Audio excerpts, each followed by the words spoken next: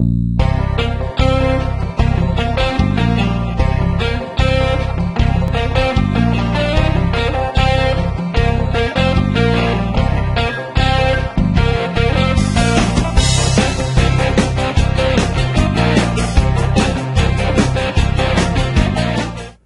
pessoal, tudo bem?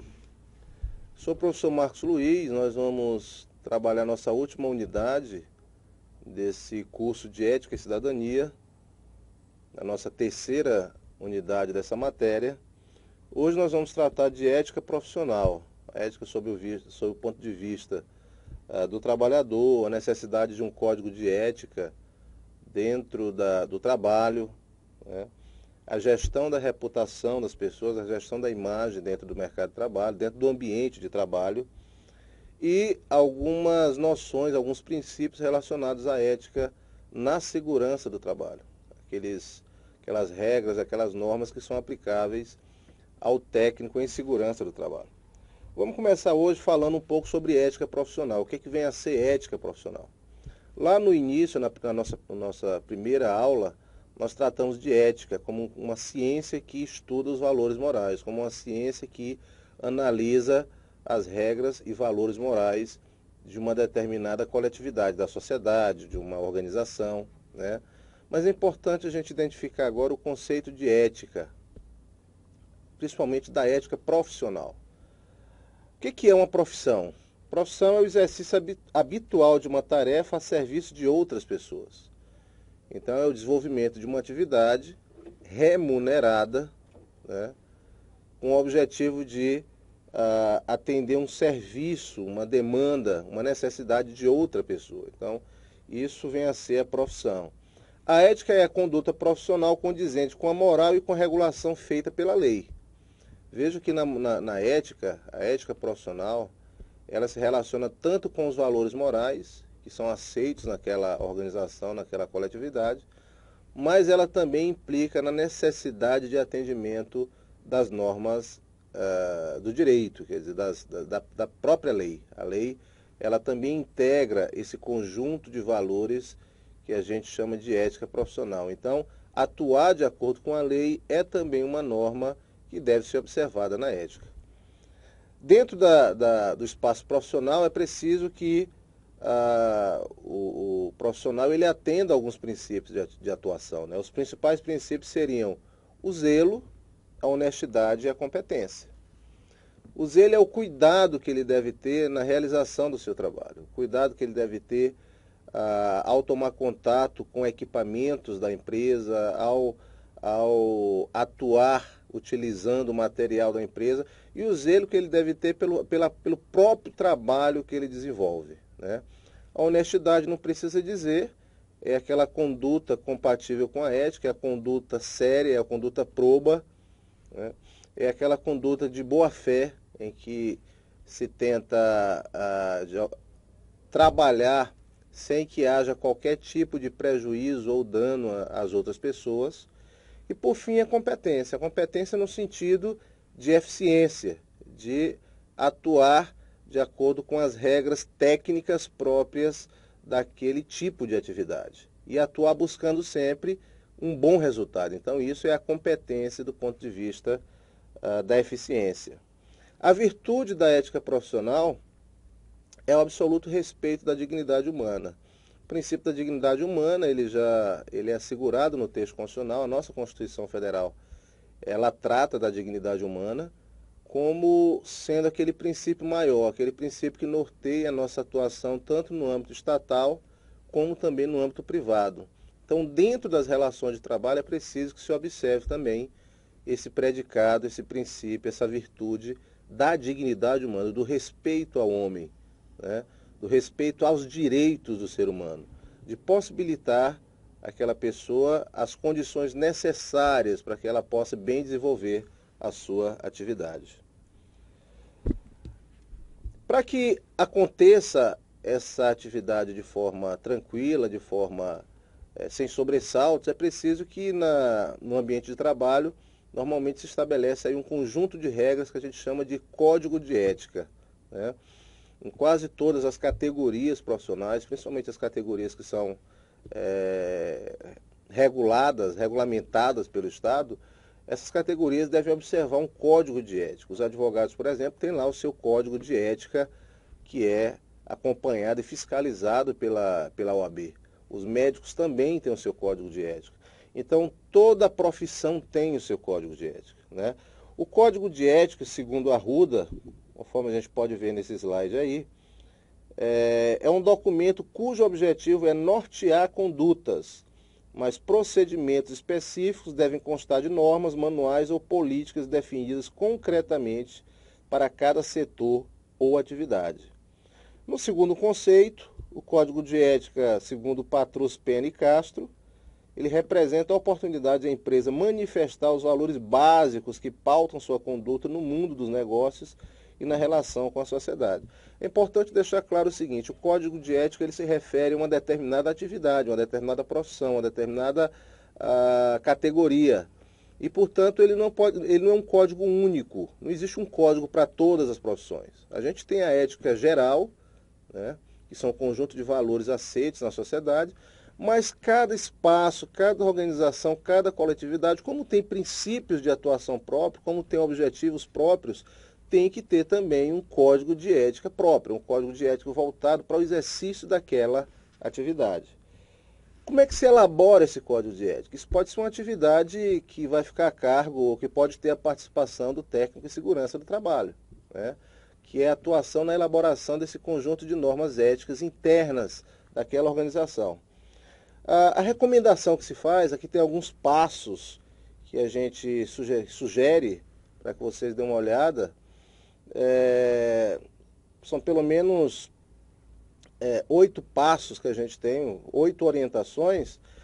Tudo começa com reuniões de trabalho. É preciso que haja a realização dessas oficinas ou reuniões dentro da organização para identificar quais são os valores daquela organização, quais são os valores morais e éticos daquela organização, né? Para isso é preciso que se tenha lá a participação de representantes de todas as áreas daquela organização, para que cada um possa emitir a sua opinião dentro da sua realidade, né? Então você vai ter lá o representante de recursos humanos, você vai ter o representante da área de execução, digamos aqui, daquela área, da área fim daquela organização. Isso é importante para a coleta de informações e sugestões de todas as áreas. É preciso explicar para essas pessoas qual é o objetivo do Código de Ética, que é nortear essa ética interna, essa conduta interna das pessoas, e propor uma discussão, né? As pessoas têm que ter essa noção que a gente vem passando aqui para vocês, do que é ética, do que é moral, do que são valores, do que é cidadania, o que é direitos, quais são os direitos e deveres das pessoas dentro daquela organização. Como esse código de ética ele vai ser adaptado a uma realidade de determinada organização, é necessário que também nessa discussão se tenha um levantamento de situações vividas ali, naquele local, pelos participantes, né? A vivência de cada participante, de que forma eles podem, de alguma forma, contribuir com a sua experiência profissional dentro daquela organização para a construção desses valores específicos desse código de ética. É ainda importante discutir a necessidade dessa convivência harmoniosa dentro do ambiente de trabalho, essa convivência produtiva, né, dentro daquela organização. As pessoas têm que ter essa consciência de que o código de ética é necessário para que haja essa boa convivência e para que essa convivência ela se traduza em eficiência no trabalho, né? Outro ponto importante que é sugerido é que se conheça o código de ética de outras organizações. Eu até comentei 2 aqui. A Organização dos Advogados tem o seu código de ética, a dos médicos tem o seu código de ética. Então, dentro da organização, é importante que quem esteja coordenando esse trabalho, ele tenha contato com o código de ética de outras organizações, né? A partir desse conjunto de informações internas e externas, esse profissional ele vai ter a possibilidade de iniciar a elaboração do código de ética da organização, né? E discutir esse documento antes de qualquer aprovação, antes de ele entrar efetivamente em vigor naquela organização. É preciso que haja, antes da finalização do documento, uma discussão prévia. E depois de discutida feita essa discussão prévia, esse documento ele vai ser, obviamente, submetido à alta direção da organização, aos gestores daquela organização, para que o conteúdo seja validado. Então, isso são algumas sugestões, algumas orientações para que se possa elaborar com resultados efetivos um código de ética dentro de uma organização. Vamos então falar um pouco sobre gestão da imagem e da reputação profissional. Às vezes o profissional ele não tem uma preocupação grande com a sua reputação profissional. Mas é importante deixar claro que a reputação do profissional reflete também na imagem da organização, né? Ou seja, se o professor ele não tem uma conduta adequada dentro do trabalho, se ele não tem uma imagem positiva da sociedade em relação ao seu trabalho, isso acaba refletindo na imagem da organização. Por isso tem que se ter uma preocupação com a reputação profissional. O profissional ele tem que ter cuidado, né, que preservar muito bem a sua imagem, porque a sua imagem também reflete na imagem dos outros profissionais que com ele trabalham e também da própria organização onde ele atua, né? Em relação ao uso da imagem, é importante também fazer uma ressalva que a imagem ela é preservada pela Constituição Federal. A imagem das pessoas, ela conta com uma proteção constitucional. Você não pode utilizar de forma inadequada ou sem autorização ou de forma abusiva a imagem de outra pessoa ou a imagem da própria organização, né? Então a Constituição ela protege a imagem das pessoas. O titular dessa imagem, o dono dessa imagem, ele tem que ser sempre ouvido para uma eventual utilização da imagem. E é óbvio que ele pode ceder, né, o uso da sua imagem para algum proveito econômico, mas isso tem que passar por um contrato estabelecido com o titular da imagem. Não se pode utilizar, por exemplo, no outdoor, a imagem de alguém sem que essa pessoa tenha sido ouvida. Não se pode veicular uma imagem nas redes sociais, por exemplo, no YouTube, sem que a imagem dessa pessoa, sem que essa pessoa tenha autorizado a inserção disso. Então tem que se ter muito cuidado com a exposição da imagem das organizações, dos entes privados e públicos e também das pessoas, principalmente nas redes sociais. Hoje existe uma banalização do uso da imagem nas redes sociais, as pessoas não têm qualquer preocupação em fazer a veiculação de imagens, em colocar fotos, em colocar vídeos na internet, mas isso viola o texto constitucional e pode ocasionar um prejuízo à imagem daquela pessoa, né? Se houver esse prejuízo, aquela pessoa prejudicada ela passa a ter um direito de ser ressarcido, né, pelo dano causado à sua imagem. Isso é uma questão tão séria, essa questão do uso da imagem, que a Lei 9.610 de 98, ele regulamenta os direitos autorais. Essa lei que trata dos direitos autorais, que estabelece de que forma deve ser feito o uso da imagem, a cessão da imagem, né? Quais são os modelos normativos, as regras que devem ser observadas para o uso da imagem.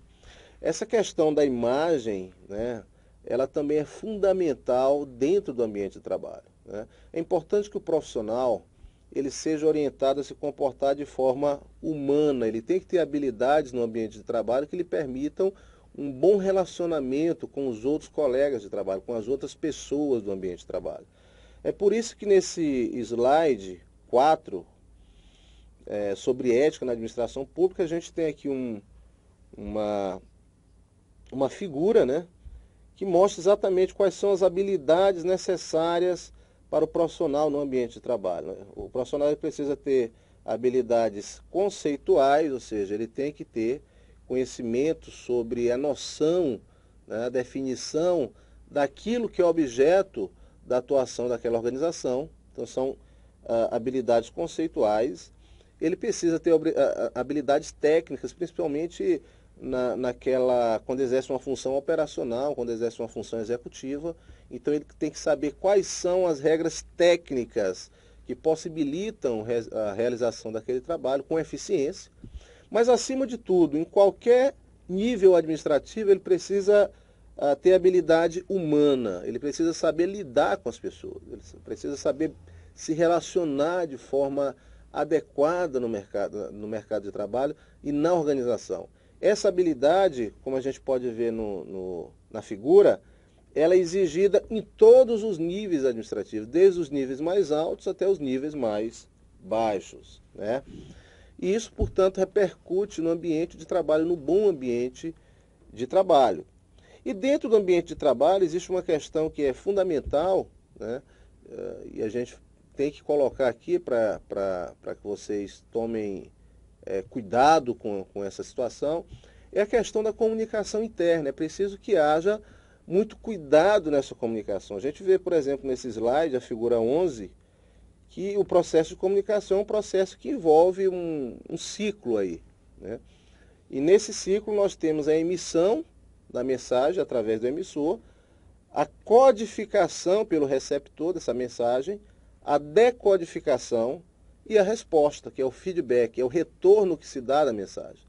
Então isso é importante porque se a mensagem não chega no final de forma correta, obviamente que o resultado dessa atividade pode não ser satisfatório. Preciso ter cuidado, portanto, com a linguagem utilizada, com a mensagem que é passada, com a compreensão dessa mensagem, né?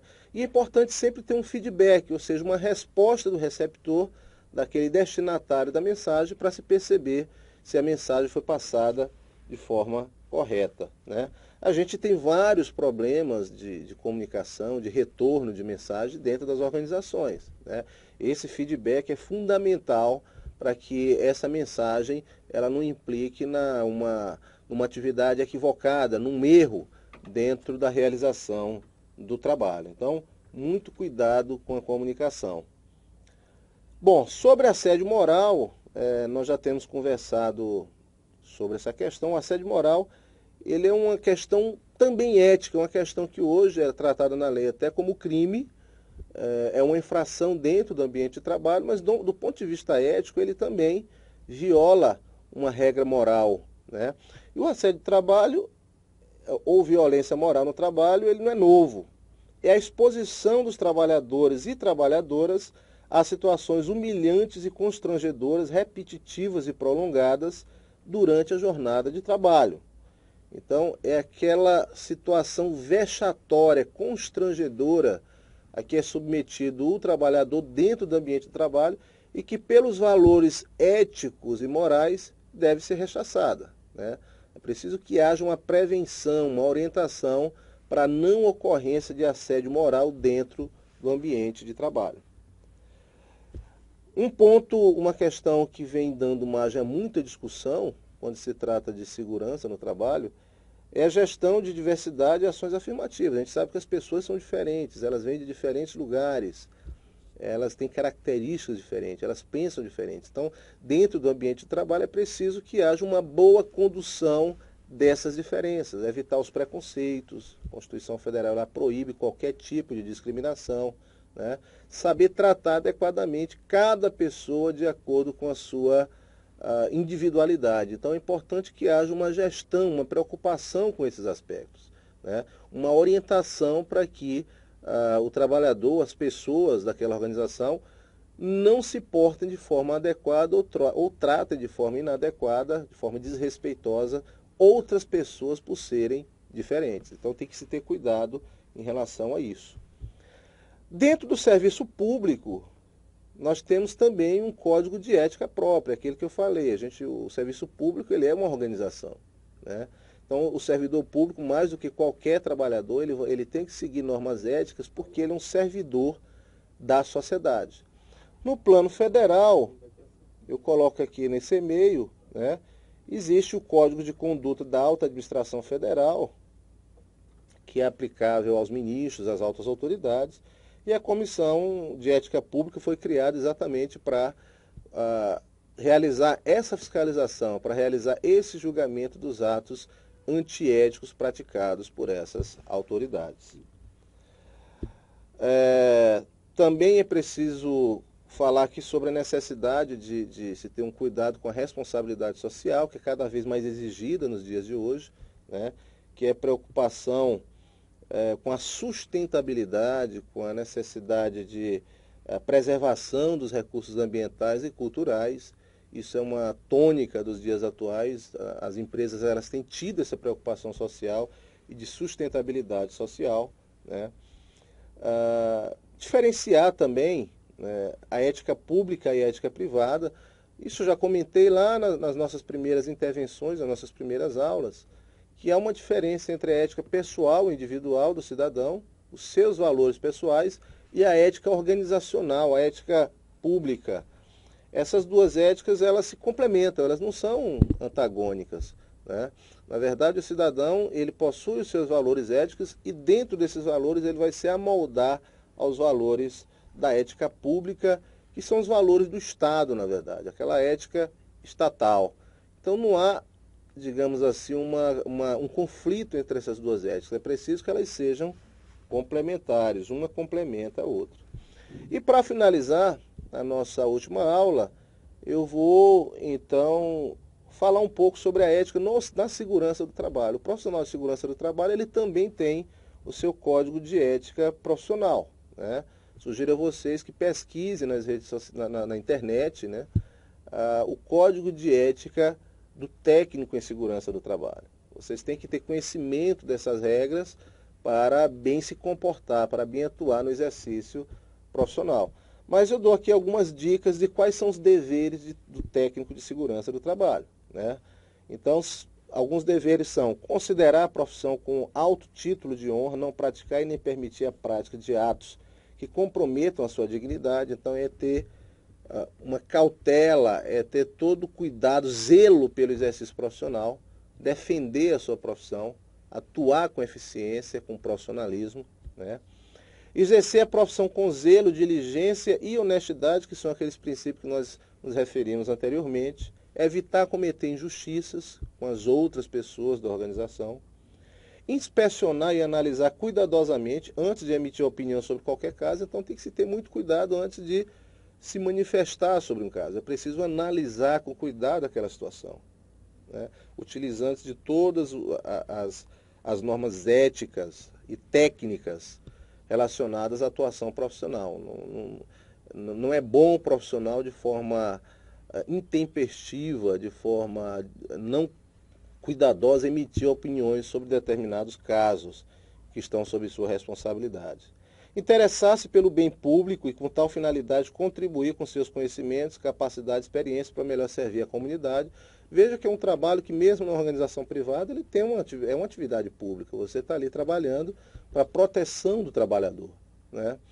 Então é importante que se tenha noção desse objetivo e que se atue, se conduza de tal forma que isso seja respeitado, que isso seja aproveitado, né?